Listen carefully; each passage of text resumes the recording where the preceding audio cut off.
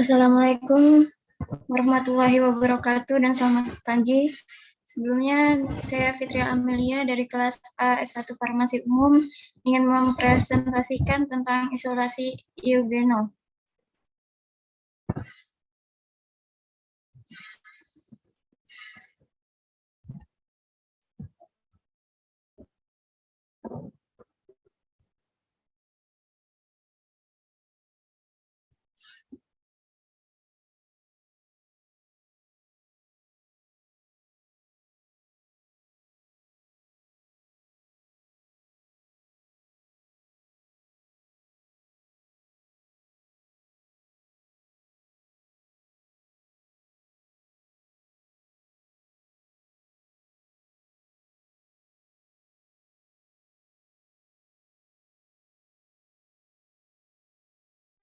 Berikut skema dari pembuatan isolasi eugenol.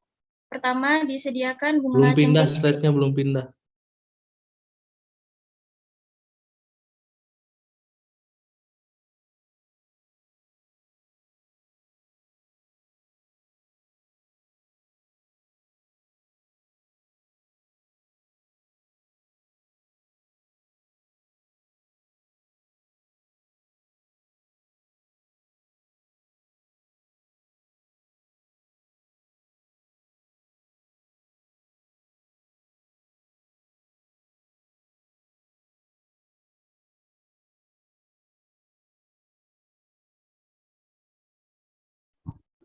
Ya, saya ulangi. Berikut merupakan skema dari isolasi eugenol. Yang pertama itu disediakan bunga cengkeh kering sebanyak 250 gram, terus dimasukkan ke dalam labu alas bulat, ditambah dengan aquades. Destilasi ini dilakukan dengan metode ekstraksi cair-cair, kemudian dihasilkan yaitu minyak dan air. Yang diambil minyaknya itu diambil 25 ml, kemudian ditambahkan KOH 1N, terus dikocok selama 5 menit, kemudian dipanaskan di atas water bath pada suhu 37 sampai 38 derajat Celcius selama 10 menit, baru dikocok kembali selama 5 menit. Kalau dalam keadaan basah itu dinetralkan dengan H2SO4 10%. Kemudian ekstrak tadi dimasukkan ke dalam corong pisah dan ditambahkan 15 ml ether. Kemudian dilakukan ekstraksi secara berulang sebanyak 3 kali dan dihasilkan yaitu fase ether dan fase air. Fase ether itu dikumpulkan yang tadi diekstraksi sebanyak 3 kali, dievaporasi di atas water bath sampai diperoleh fase yang kental atau didapatkan eugenol murni. Untuk deteksi kemurniannya itu bisa dideteksi dengan KLT menggunakan fase diam silika gel dan fase geraknya itu N-heksan banding etil asetat 96:4 dan bisa mendeteksi UV 366 nm dengan nilai HRF rata-rata itu 11,46 atau bisa dengan analisis GCMS yang didapatkan pada jurnal itu 97%.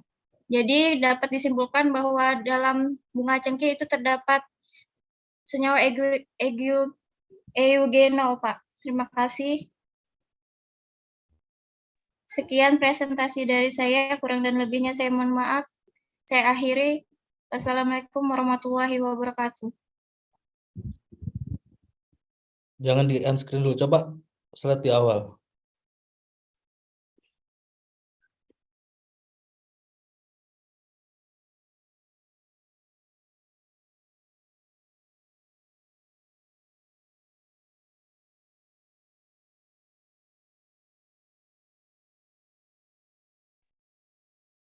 Kayaknya kamu salah mengartikan destilasi dengan ekstraksi cair-cair.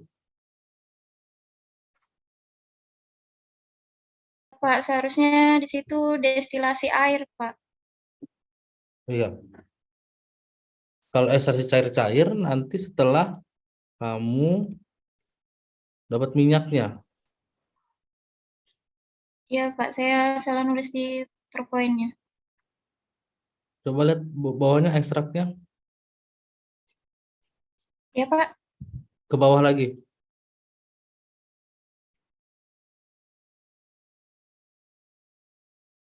Di sini mungkin ekstraksi cair-cairnya nih. Diekstrak sebanyak 3 kali itu ekstraksi cair-cair kalau dari jurnalmu. Iya, Pak.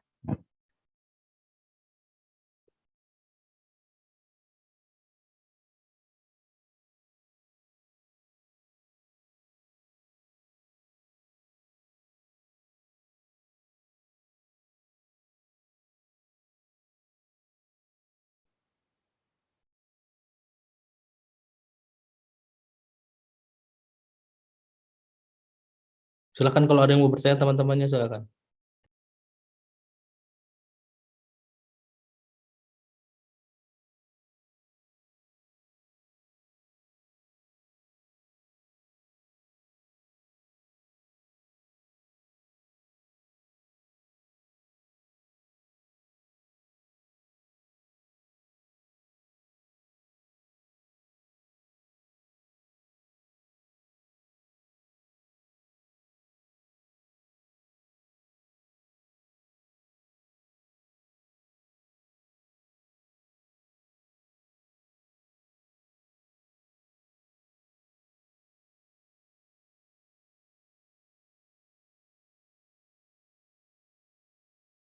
Bapak, saya izin bertanya, Pak.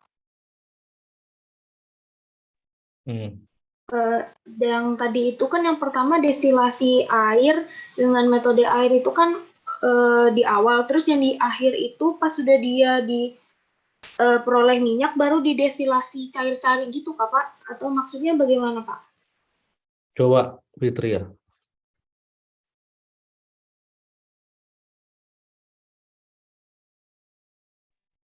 Di sini untuk mendapatkan minyak atsirinya itu pertama dilakukan destilasi air. Karena tadi ada kesalahan saya nulis di PPT-nya seharusnya bukan ekstraksi cair-cair. Kemudian kalau sudah didapatkan dari minyak atsirinya tadi itu baru kita ekstraksi cair-cair untuk mendapatkan untuk isolasi eugenolnya, Pak.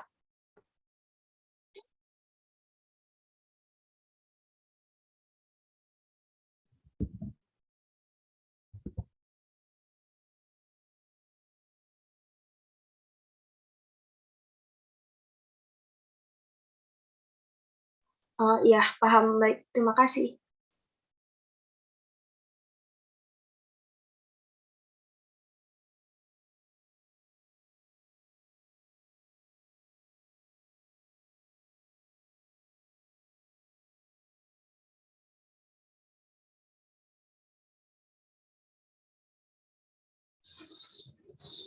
Permisi Pak, mau izin bertanya bisa pada Fitri ya. Yang dengan prosedurnya itu kan ada setelah basah dinetralkan dengan H2SO4 10%. Maksudnya dinetralkan dengan H2SO4 10% setelah basah ini bagaimana ya, bisa dijelaskan mekanismenya? Terima kasih. Oke, di sini kan pada proses ekstraksi juga ditambahkan H2SO4 itu untuk berguna untuk mengikat kalium eugenolat menjadi eugenol kembali, yaitu dengan mensubstitusi gugus H+ pada kalium eugenolat sehingga eugenol dapat diperoleh kembali. Makanya kalau basah itu harus dinetralkan.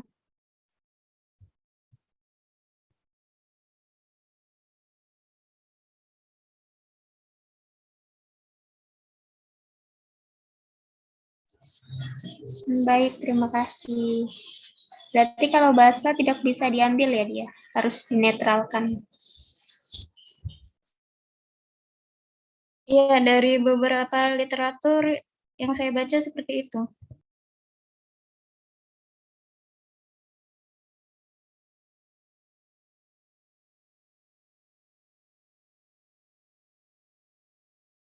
Kalau harusnya dicari struktur eugenol. Struktur eugenol itu ada OH. Di sini kan penamaan KOH. Ya kan sebelumnya KOH. Jadi terdonor OH ini, hidroksi ini mendonorkan ke minyaknya. Jadi OH ini dan KOH ini masuk ke masuk ke minyak tercampur, kemudian sifatnya berubah menjadi basa ya, menjadi basa. Kemudian nanti didegradasikan kalium. Jadi dari penambahan KOH kita hanya mau ambil OH-nya. K-nya didegradasi dengan H2SO4. Kaliumnya. Kalau lihat strukturnya itu eugenol tuh karena eugenol namanya ada OL-nya yang tadinya eugenolat ya, ditambah KOH, sebelum KOH jadinya eugenolat karena dia berat, kemudian ditambah OH menjadi dia menjadi ringan gitu. Jadi hanya OH yang tertarik dan K-nya terdegradasi sama penetralnya tadi H2SO4.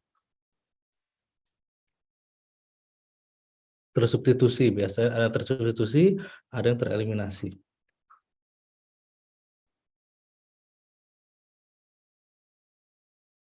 Kayaknya cukup, coba selanjutnya gimnastiar ya, satu lagi. Baik, Pak. Terima kasih, Pak. Lihat nih bayi ini bagus-bagus aja, ngerti-ngerti aja. Ya Pak, saya izin share screen Pak.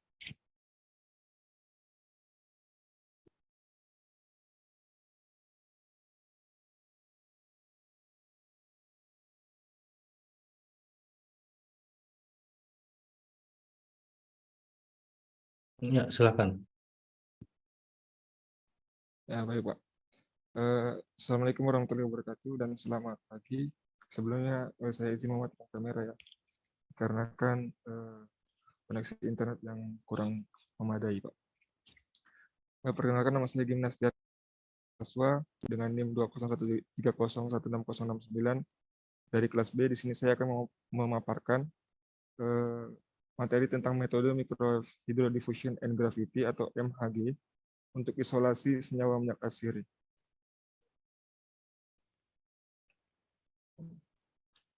Baik, ini di sini berikut merupakan jurnal yang digunakan. Baik, langsung saja kita masuk ke materi yang akan saya paparkan. Sebelumnya saya akan menjelaskan sedikit mengenai konsep apa sih itu metode MHG. Jadi MHG atau Microwave Hydrodiffusion and Gravity ini merupakan suatu metode yang mampu mengekstraksi senyawa minyak asiri dengan prinsip kerja yang didasarkan pada pemanasan gelombang mikro yang dikombinasikan dengan gravitasi bumi. Yang dimana pada saat penggunaan MHG ini, sel tumbuhan pada sampel yang digunakan itu akan mengalami pembekakan yang disebabkan karena adanya pemanasan unsur airnya. Nah, kemudian membran sel akan terganggu dan senyawa yang diinginkan, yang dalam hal ini minyak asiri, itu akan berdifusi keluar jaringan dari tumbuhan tersebut. Kemudian selanjutnya, kenapa sih harus menggunakan metode MHG ini? Seperti yang kita ketahui bahwa metode yang paling umum digunakan untuk ekstraksi minyak asiri ini seperti hidrodestilasi, destilasi uap, dan ekstraksi pelarut itu yang dimana dari metode-metode tersebut memiliki beberapa kekurangan seperti konsumsi pelarut yang banyak dengan kemungkinan meninggalkan residu pelarut beracun dalam minyak asiri tersebut. Kemudian yang kedua, waktu ekstraksi yang lebih lama, yang dimana hal tersebut dapat menurunkan kualitas minyak asiri. Yang ketiga, konsumsi energi yang tinggi, yang dimana kekurangan tersebut justru merupakan keunggulan dari metode MHG ini, seperti rendemen dan selektivitas yang tinggi, kemudian waktu ekstraksi yang singkat, kemudian pemanasan yang lebih efektif, dan terakhir konsumsi energi yang rendah. Sehingga beberapa peneliti itu lebih menganjurkan untuk menggunakan metode MHG. Selanjutnya kita masuk ke skema isolasi metode MHG. Untuk skema isolasinya atau prosedur pengisolasian minyak asiri dengan menggunakan metode MHG ini, yang pertama disiapkan alat dan bahan yang akan digunakan. Berdasarkan jurnal yang saya gunakan, untuk bahan yang akan digunakan yaitu rimpang jahe. Kemudian setelah semuanya disiapkan, sampel diparut hingga halus dan ditimbang sebanyak 200 gram. Selanjutnya, sampel dimasukkan ke dalam alat MHG yang tertera seperti pada gambar di atas ini. Kemudian dinyalakan oven microwave dan diatur suhunya dengan suhu maksimum berkisar antara 106 sampai 108 derajat Celcius. Kemudian ditunggu proses ekstraksi selama 13 hingga 25 menit. Sembari menunggu proses ekstraksi, uap jenuh dimasukkan ke dalam sistem melalui kolom yang telah tersedia. Seperti yang saya tunjuk di atas ini. Di mana hal tersebut bertujuan untuk meningkatkan jumlah minyak atsiri yang akan dihasilkan. Kemudian pada alat MHG juga memiliki steering system, yang di mana bagian tersebut berfungsi untuk menghindari degradasi lokal dan panas berlebih pada saat proses ekstraksi. Yang di mana sampel yang kita gunakan di sini itu akan diaduk secara terus-menerus hingga proses ekstraksi berakhir.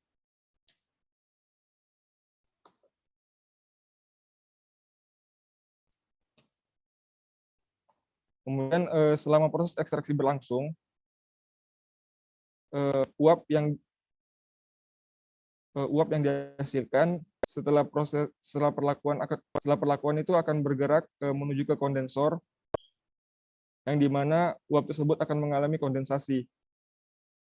Kemudian air yang diperoleh dari hasil kondensasi tersebut mengandung senyawa minyak atsiri, yang di mana minyak atsiri tersebut akan dipisahkan oleh gravitasi sehingga dihasilkan minyak atsiri yang akan ditampung pada quater vessel di sini. Selama proses ekstraksi, suhu, daya, dan waktu gelombang itu akan direkam menggunakan komputer kontrol yang terlihat pada gambar di atas. Kemudian untuk menentukan konsentrasi dari minyak atsiri yang diperoleh, maka dilakukanlah analisis kuantitatif dengan menggunakan GCMS. Sekian dari materi yang bisa saya paparkan. Lebihnya maafkan. Saya kembalikan kepada Pak.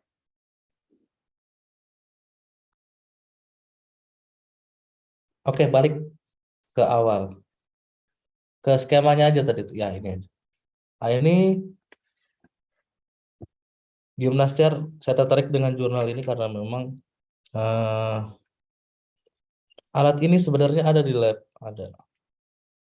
Untuk microwave ini ada 4 atau 3 gitu.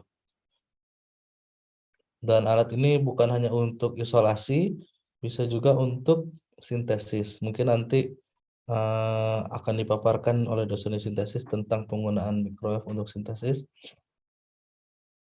Tapi yang berbeda dengan yang ada di lab, yang ini adalah difusi tadi.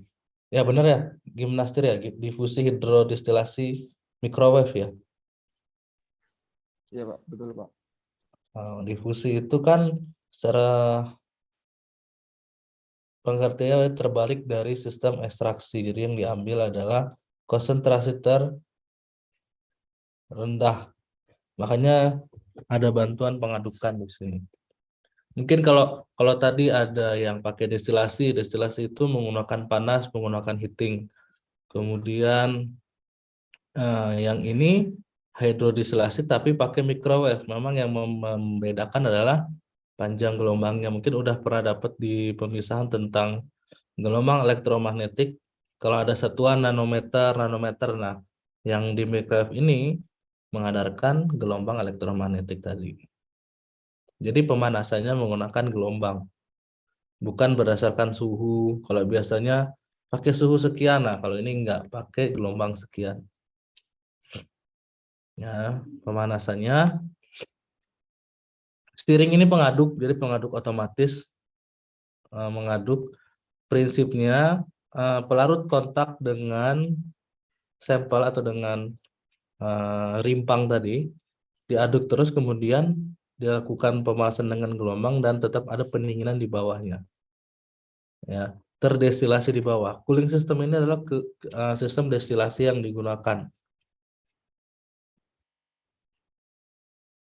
Ya, cooling system kemudian dibantu dengan vakum, makanya tadi kelebihannya ini cepat. Ya, jadi di sini diaduk hingga proses ekstraksi dibantu dengan pengadukan terus-menerus, kemudian diberi pemanasan dengan panjang gelombang tertentu ditentukan, kemudian divakum dari bawah, ditarik dari bawah, yang tertarik duluan, kemudian didinginkan dan terpisah antara fase air dan minyak, sedangkan yang bertahan adalah air. Ya, divakum, airnya hilang, yang jatuh adalah minyak, yang lebih berat biasanya. Ini dia pakai pelarut enggak, Gimnastiar? Saya belum terlalu baca. Ada pakai pelarut enggak? Nggak pakai pelarut, Pak. Dia cuma gitu, Pak. Dikasih uap panas. Oh, dikasih uap panas ya. Iya, Pak. Seperti 50 dikukus gitu, gram Pak. langsung Steam. 700 watt.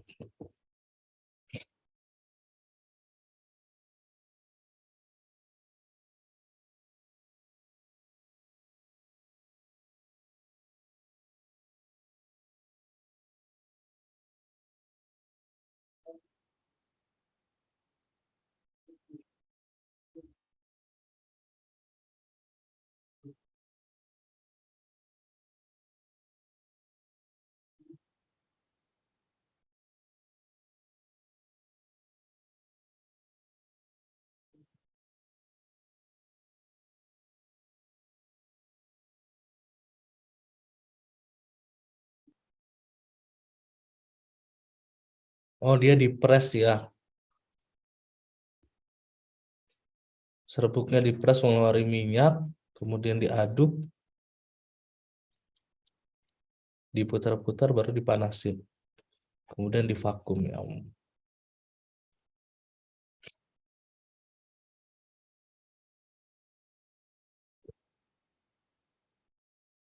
Oke, ada yang mau bertanya dengan Gimnastiar? Saya ingin bertanya, Pak.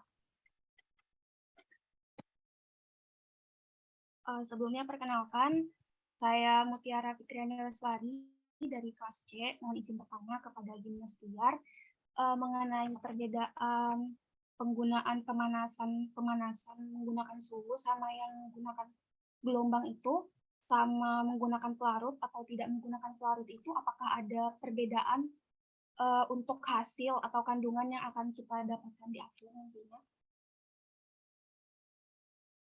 Terima kasih. Baik. Terima kasih atas pertanyaannya. Saya ingin menjawab ya, Pak ya. Ya. Jadi seperti yang saya jelaskan tadi ya, untuk penggunaan destilasi dengan misalnya menggunakan pelarut itu terdapat beberapa kekurangan. Seperti minyak asir yang dihasilkan itu bisa saja tertinggal meninggalkan residu pelarut gitu, Pak. Residu pelarut yang bersifat beracun. Tetapi untuk kualitas minyak asirinya juga berbeda. Dikarenakan waktu destilasi minyak asiri dengan menggunakan ekstraksi pelarut itu kan membutuhkan waktu yang lama, sehingga itu bisa mengurangi kualitas dari minyak asiri tersebut. Mungkin itu aja. Udah jelas kah?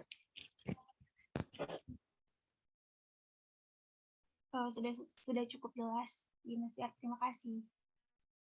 Baik, sama.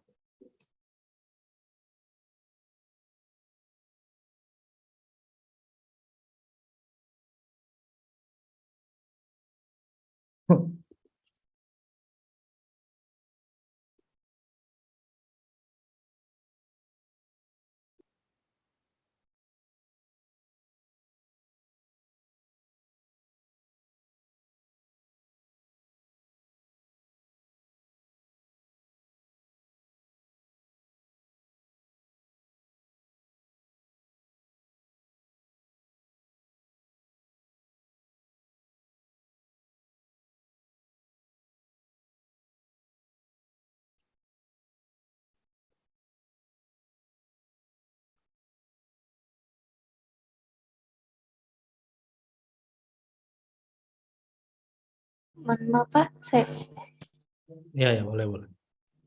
izin bertanya Pak.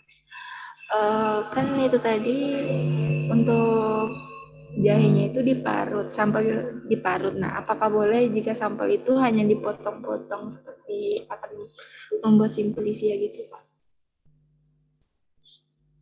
Terima kasih. Baik, terima kasih atas pertanyaannya. Saya izin jawab ya. Jadi untuk sampel itu lebih dianjur untuk diparut dikarenakan itu kalau misalnya dipotong-potong itu dia luas permukaannya itu lebih kecil. Jadi pada saat uap itu dialirkan gitu, jadi reaksi yang terjadi itu lebih minim gitu dibandingkan dengan yang diparut, karena kan saat diparut itu luas permukaannya itu lebih luas gitu, lebih besar. Jadi mungkin mempengaruhi ke itu juga sih, ke banyak atau tidaknya minyak atsiri yang dihasilkan. Mungkin itu aja. Terima kasih. Berarti dia itu berpengaruhnya pada proses penguapannya ya? Iya. Ya, betul sekali. Oke, baik. Terima kasih banyak. Ya, sama-sama.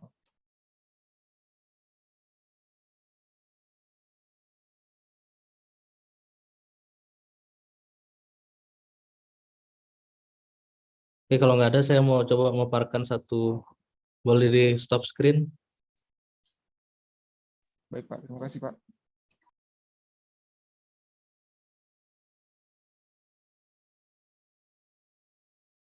Ya, masih ada waktu setengah jam kurang lebih.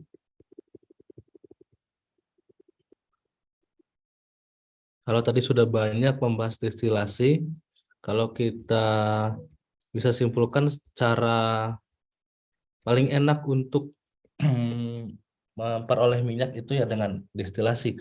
Makanya di kampus juga udah ada destilasi ukuran hidrodestilasi ukuran besar, tapi bukan yang vakum seperti yang dipaparkan Gimnastiar. Ada di lab baru di belakang sebelah gedung yang mangkrak itu ada destilasi yang kapasitasnya besar untuk menyuling air. Jadi biasanya kalau minyak atsiri itu disebutnya penyulingan minyak, ya.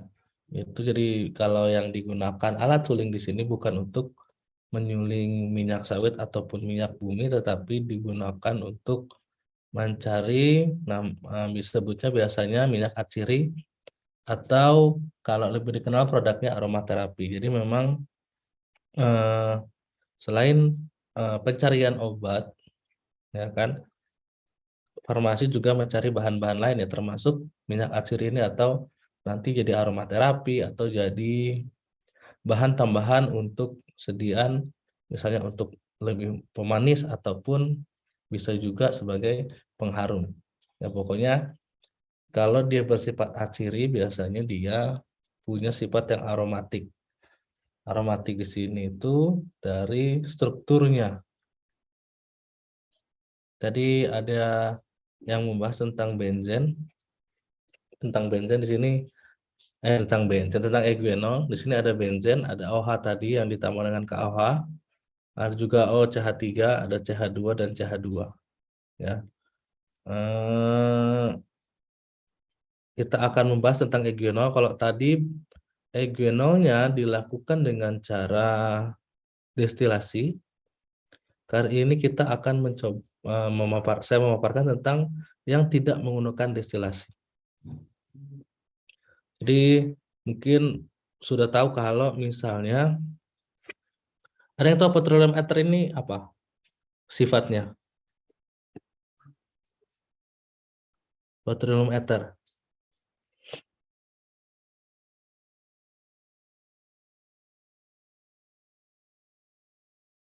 Ada yang tahu sifat petroleum ether?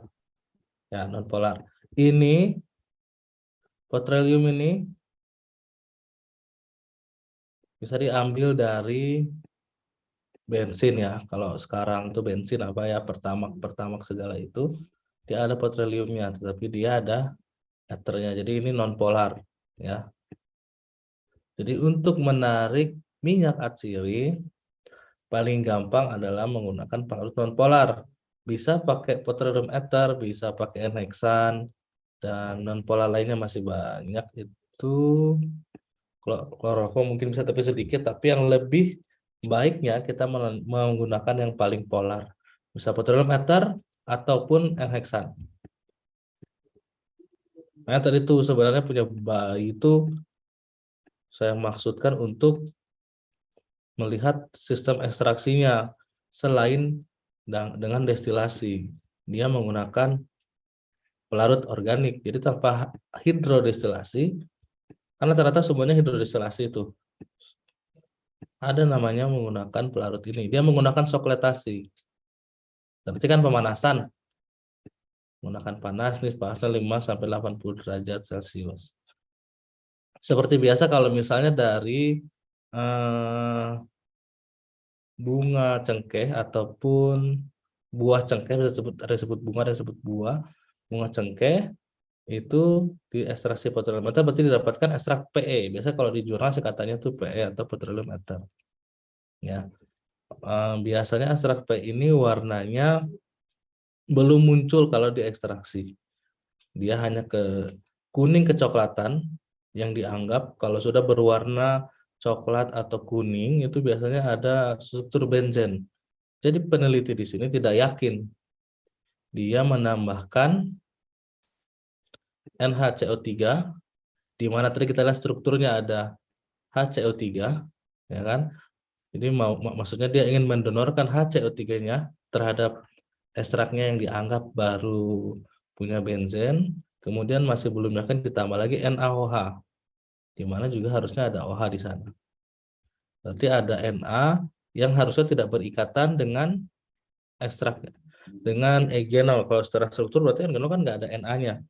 Kalau HCO3 dan OH-nya ada. Otomatis ekstrak PE tadi menjadi ekstrak NaOH. Kemudian karena dia sudah bersifat NaOH jadi ditambah HCl hingga pH 5. pH 5 ini pH apa? Asam atau basa?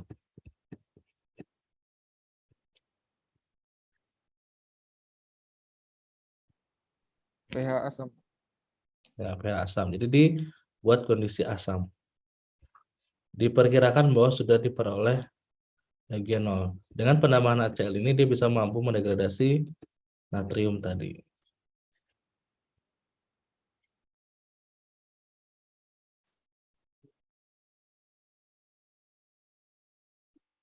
Kemudian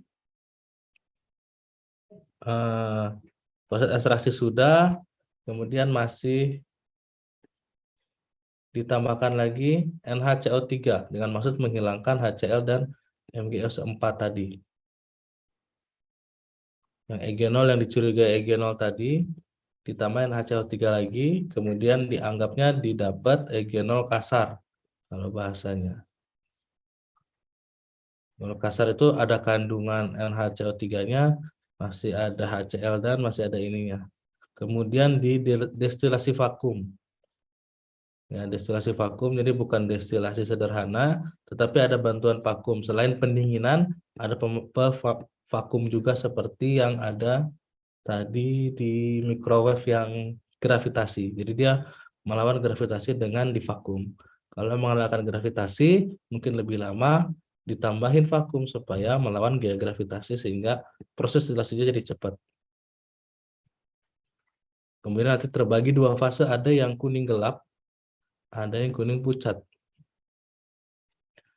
Kedua-duanya dipisahkan, dibagi dua. Kalau ada dua fase, yang gelap ditampung sendiri, yang pucat ditampung sendiri, kemudian dibiarkan dalam freezer dengan suhu minus 9. Minus 9 ini bisa di freezer kulkas biasa juga bisa. Yang harapannya nanti berbentuk kristal. Kalau sudah berbentuk kristal seperti biasa kristalisasi, ditimbang di awal 5 gram misalnya, setelah di freezer 1 hari dapat 5 gram, kemudian didiamkan lagi esok masih 5 gram, berarti sudah mengkristal. Ini juga sama 4 gram per gram. Kenapa disimpan di suhu dingin? Ada yang tahu?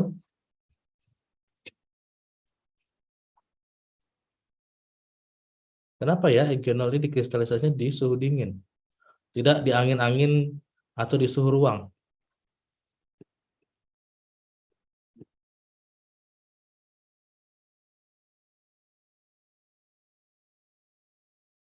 Seperti biasa, kalau kita mau mengisolasi suatu senyawa, kita harus lihat profilnya tadi.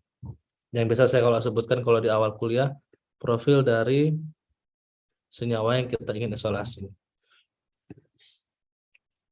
Yaitu ini. Kalau dia titik lelehnya atau melting point-nya rendah, 125-nya termasuk rendah, karena di 125 dia sudah meleleh atau sudah rusak, otomatis harusnya kita harus di bawah suhu 0. Biasanya kalau untuk penurunan rekalisasi itu minimal minus 100 derajat dari titik lelehnya, supaya kita bisa lihat kestabilannya dan bisa mengkristalkannya. Kalau kemarin kan kita banyaknya menggunakan yang 200-an derajat titik lelehnya, di suhu kamar dia masih aman, karena suhu lelehnya tinggi. Kalau rendah 125 seperti ini biasanya rentang, jadi antisipasinya menggunakan suhu dingin atau di freezer. Di kulkas mungkin harusnya masih bisa, tapi untuk lebih aman di freezer sehingga mengkristal. Dia punya suhu lelehnya rendah karena memang cengkeh ini eugenol ini mengeluarkan aroma ya, dimana harusnya pada suhu kamar aromanya itu keluar terus. Kalau dibiarkan berhari-hari otomatis aromanya hilang, berarti eugenolnya sudah hilang. Atau kalau diffuser sekarang untuk minyak atsiri, untuk aromaterapi kan digunakan diffuser untuk ditambah air, kemudian diuapkan, kemudian keluar wangi-wangian, itu kan menguapkan minyak-minyak yang berkaitan dengan aroma-aroma tadi, termasuk eugenol tadi.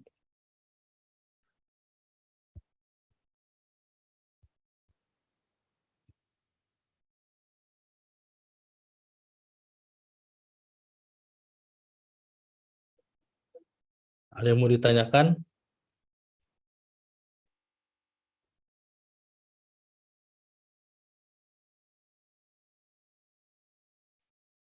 Terkait minyak atsiri. Nah, ya.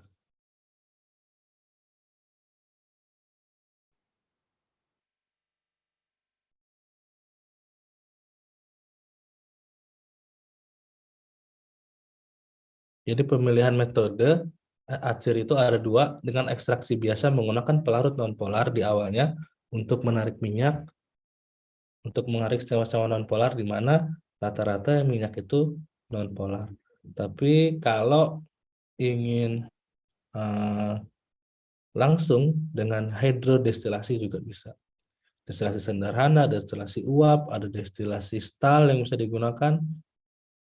Nah, yang penting dia menggunakan sistem hidrodestilasi, jadi menggunakan pelarut air. Kemudian dia harusnya ada namanya kondensor atau pendingin, sehingga nanti yang bertahan adalah ya minyaknya saja.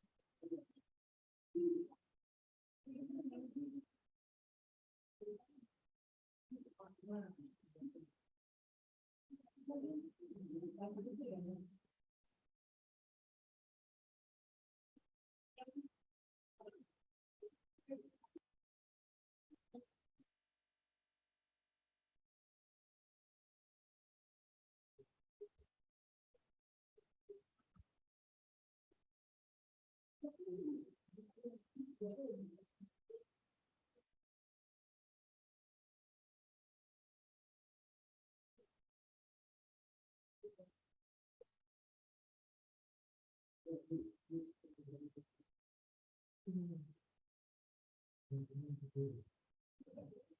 tadi punyanya Bayi, Muhammad Bayi. Ya.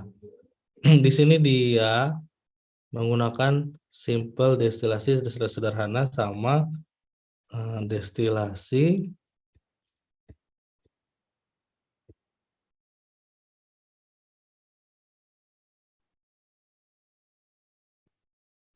sederhana sama steam destilasi.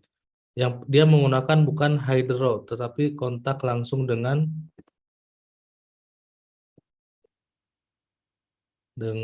ekstraknya, dengan pelarutnya. Pelarutnya yang digunakan yang satu semipolar, biasa sebut semipolar. Adi ini yang satu nonpolar. Dia melakukan berdasarkan pembedaan waktu jam-jamnya, ya. Jadi dia menganalisis di 3 jam, di 4 jam, di 5 jam, di 6 jam.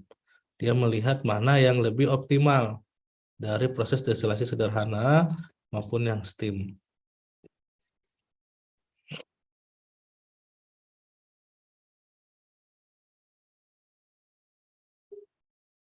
Terus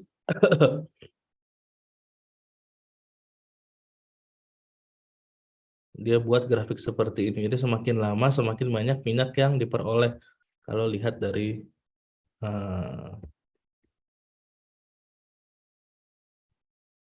kalau dilihat dari prosesnya, semakin lama semakin banyak minyak yang diperoleh untuk sampel apa tadi ini? Kapulaga ya.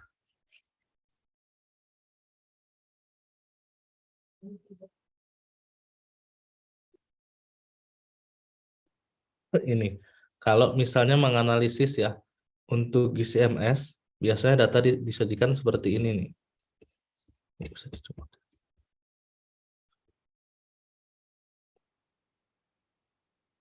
Data disajikan seperti ini. Di waktu area sekian munculnya apa? Bentar, coba kayak saya ada contoh dari hasil analisis minyak atsiri.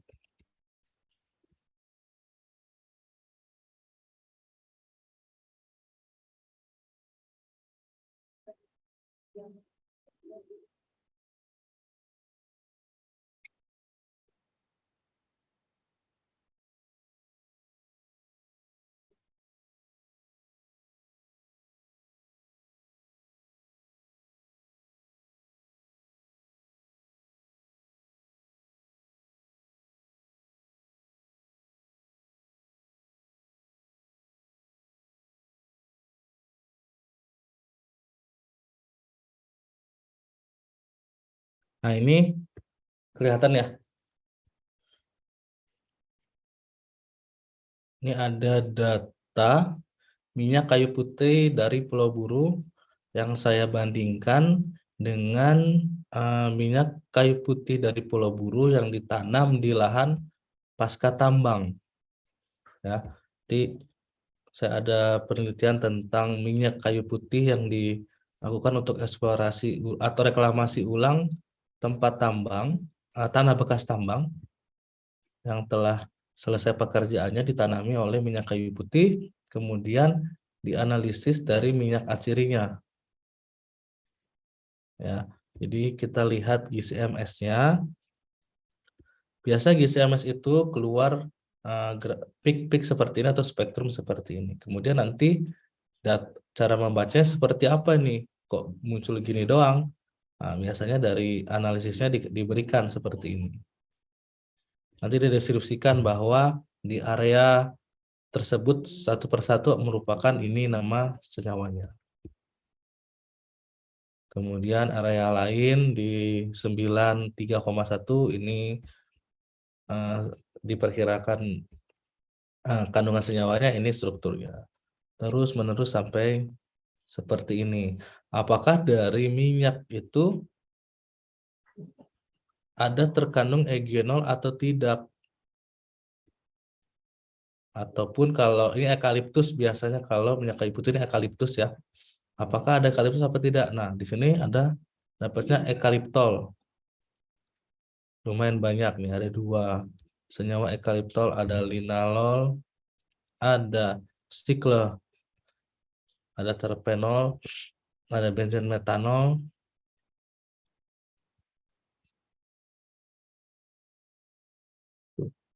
Dia menjabarkan satu persatu dari hasil spektrum besar tadi. Makanya tadi yang jurnalnya punya bayi itu, dia menjabarkan hasil banyak senyawa, tidak dapat senyawa murni. Karena kalau jarang sekali dapat senyawa murni untuk minyak-minyak tersebut. Karena dia berat, jadi banyak kandungan-kandungannya. Kalau murni biasanya seperti yang saya paparkan tadi harus berbentuk kristal. Kalau dalam bentuk minyak, analisis minyak atsiri, yang keluarnya akan lebih banyak. Ya. Ini saya membandingkan 2 data dari bekas pasca tambang dan ininya. Apakah kandungan eugenolnya masih banyak apa tidak?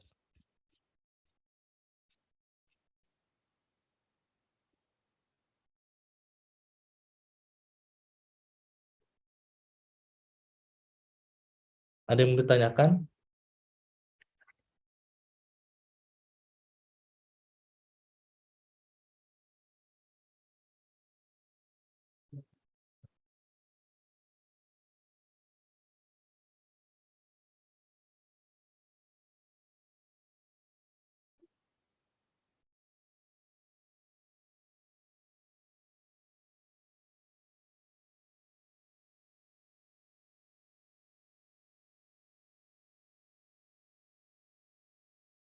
Kalau nggak ada, cukup sekian. Untuk minggu depan, Ajil, kita lihat apakah bisa offline. Jadi saya tanya ke dosen selanjutnya, apakah masih bisa saya masuk sekali lagi, atau bagaimana. Untuk hari ini itu saja. Mohon maaf jika ada salah kata.